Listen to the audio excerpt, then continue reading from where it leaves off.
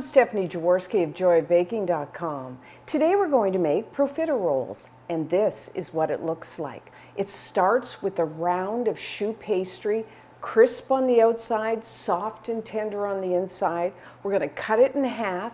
Now you can fill your profiteroles with whipped cream or pastry cream, but today we're going to fill ours with a scoop of vanilla ice cream. And then what we do is pour on top a warm chocolate sauce. So you get that warm chocolate sauce and that cold ice cream. So good. So we're going to start with making our choux pastry. So preheat your oven to 375 degrees Fahrenheit, which is 190 degrees Celsius. And then you will need a baking sheet. I've lined mine with a piece of parchment paper, but you could lightly butter it. Now, choux pastry is kind of unusual in that we first cook it, then we beat it, and then we bake it. So we're going to start with cooking it. So you will need a medium-sized saucepan. Now this recipe is kind of a small amount. It makes 8, good-sized choux. But the good thing about this recipe is you could scale it up. So you could double it or triple it if you need a lot. So the first thing you will need is 4 tablespoons, 55 grams of butter. I'm using unsalted butter here.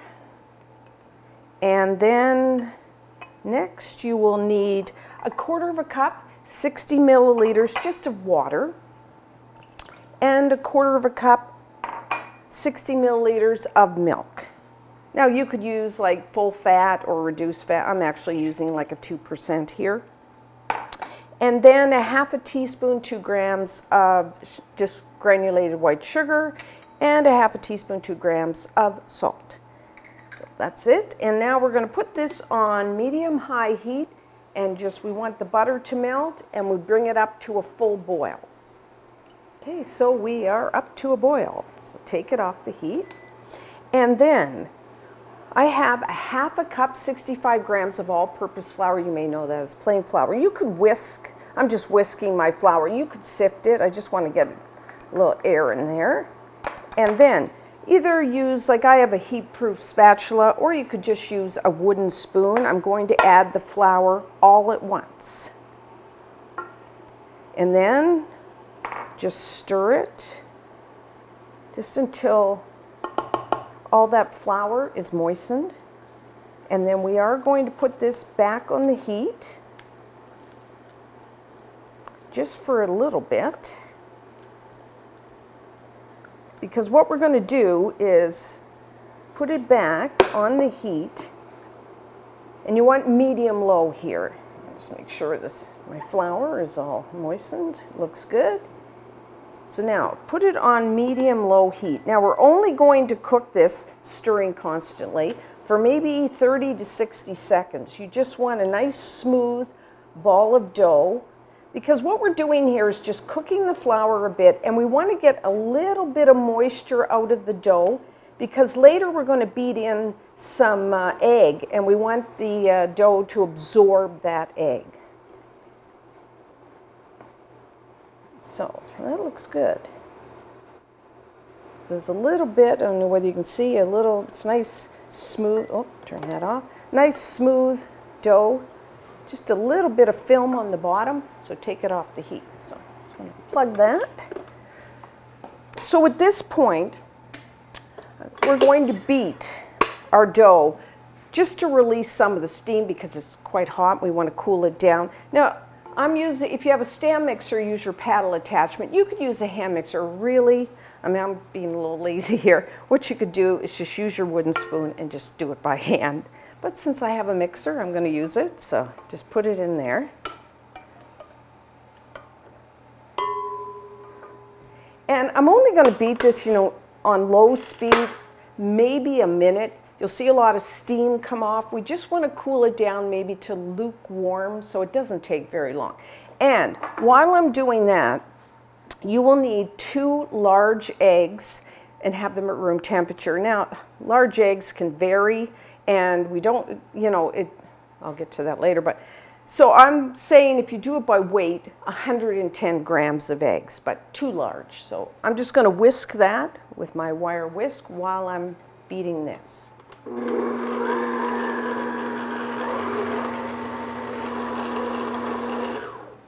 Okay, so that was maybe 30, 60 seconds. If you feel it, it's lukewarm.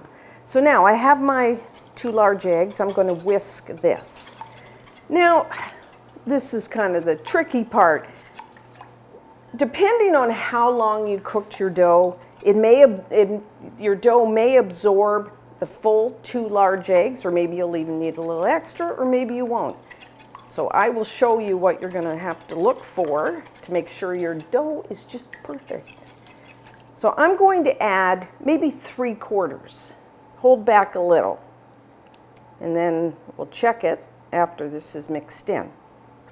You want to beat it or stir it on low speed until it comes together and it's nice and smooth and shiny.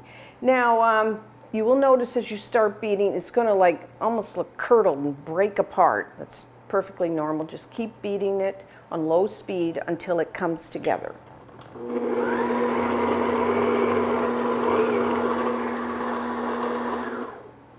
Okay. So it's nice and smooth, but I can just tell, see that it's just way too thick. So it does need more egg.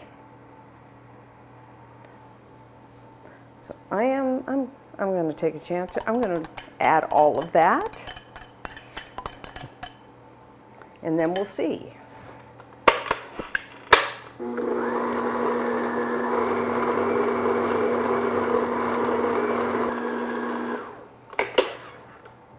Okay, I think it's done, but we'll check it and I'll show you what you're looking for at this point.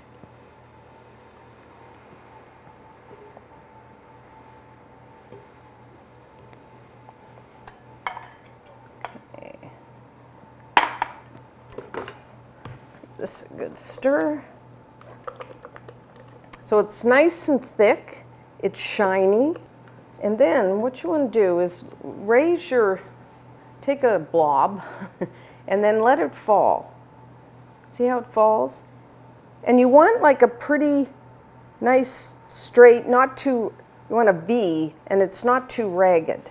That's pretty nice and smooth. So that's what you're looking for. If you had a V and it was really ragged, then add a little more egg. That's all you have to do at this point.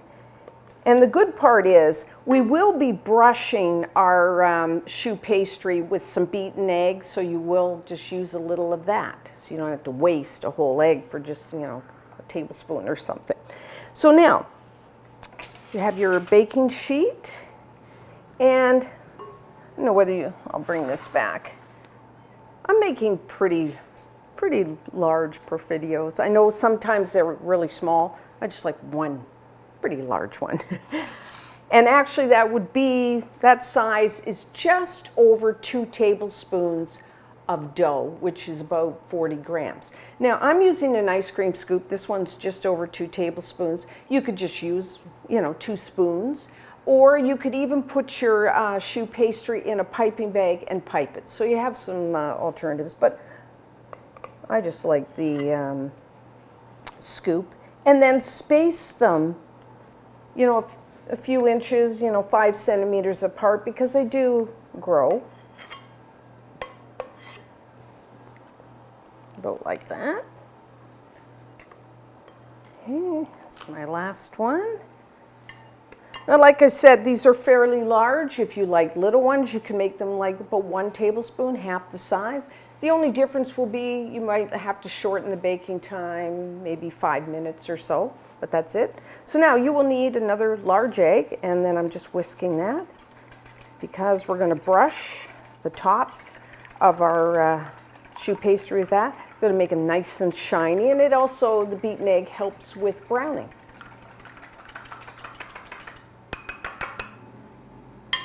So then take a pastry brush. And the good part about this, not only that, but if you spooned it and then your rounds of choux aren't like perfectly round, or they're really ragged, you can use your pastry brush to kind of make them nice and neat. Or if you like it rustic, you don't have to make it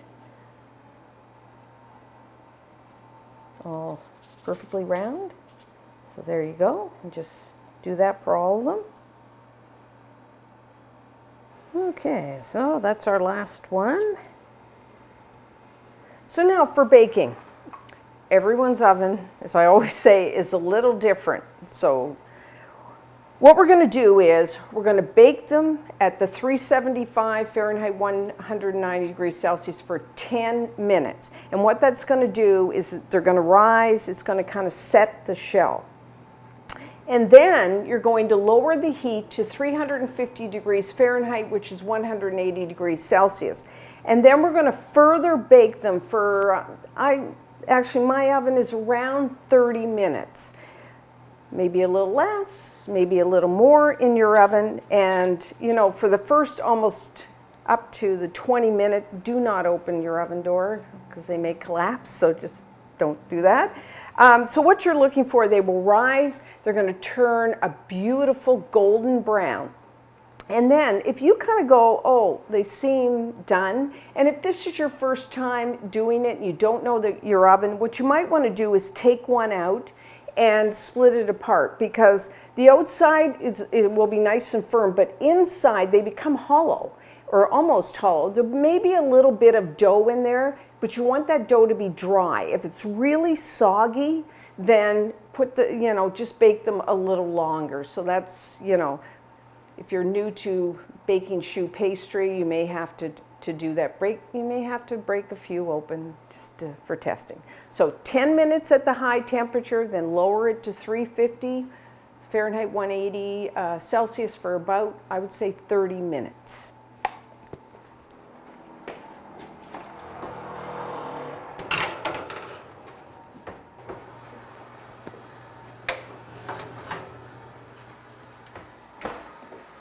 Okay, so our choux pastry is done. At least I hope it's done. We're going to break one open and make sure. So which one? I'll take this one. Very hot.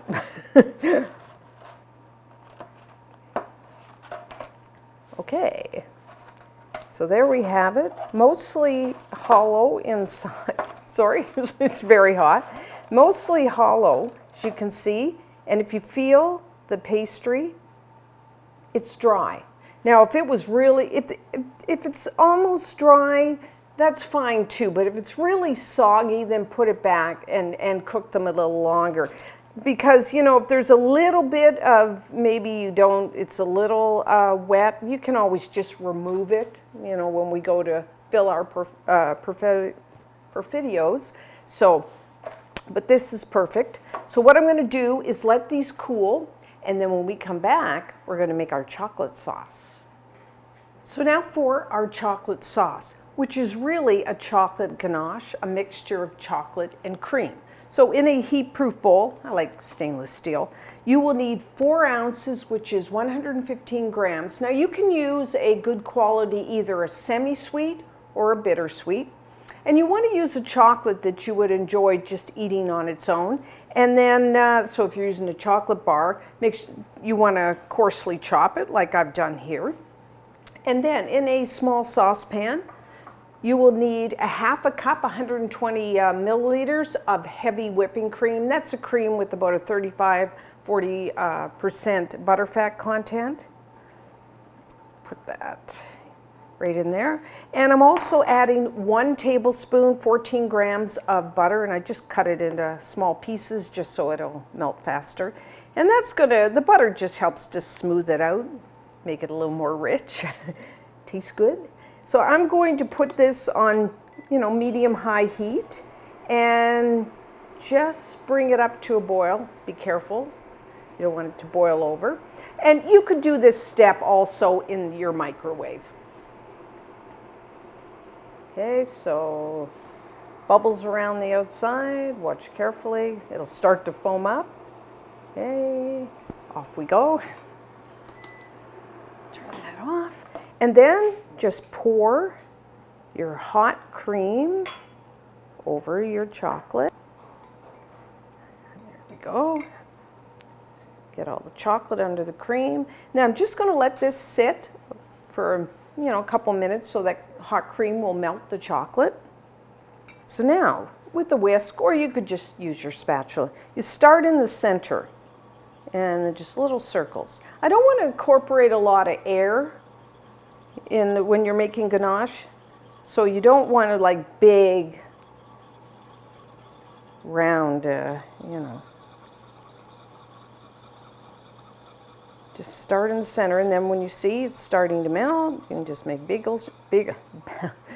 circles, and then just stir it like so. Really easy to do, but really good. Now at this point, you could flavor your chocolate sauce. You could add, couple teaspoons of Grand Marnier, rum, brandy. If you wanted to add a little vanilla, you could do that. But I just really want to enjoy the chocolate flavor, so I'm just going to leave it. So that is our chocolate sauce. I'm going to let this sit just for a few minutes, just to firm up a little, and then I'm going to get the ice cream, and then we're going to assemble our dessert. So we are now ready to assemble our profiterole. So take your puff, and then I'm using a serrated knife for this. Just cut it in half. Now, as you can see, mine is pretty hollow. The pastry is dry. If you had like some pieces that weren't, like you could just, like they were a little too wet, then just pull them out. Nobody will know. And then let's put the bottom there. Now for the ice cream, I'm using vanilla. You can use homemade, store-bought. You could use other flavors of ice cream, chocolate or caramel, strawberry. And I am using, fair size scoop. And like I said, they can also, profiteroles can also be made with, like whipped cream, pastry cream, like you would a cream puff.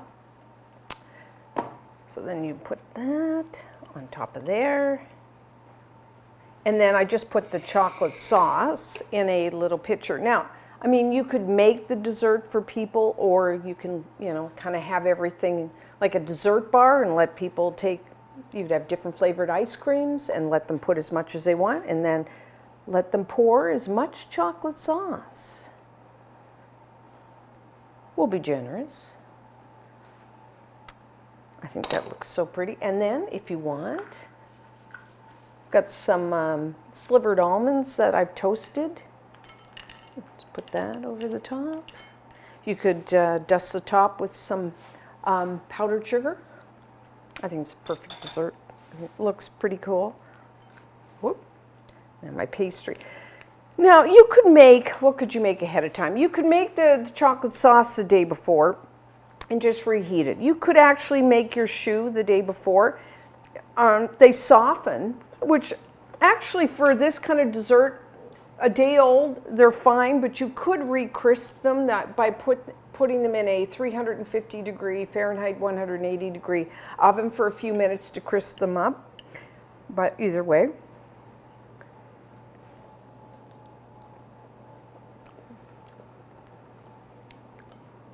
I took a little too big of a bite there.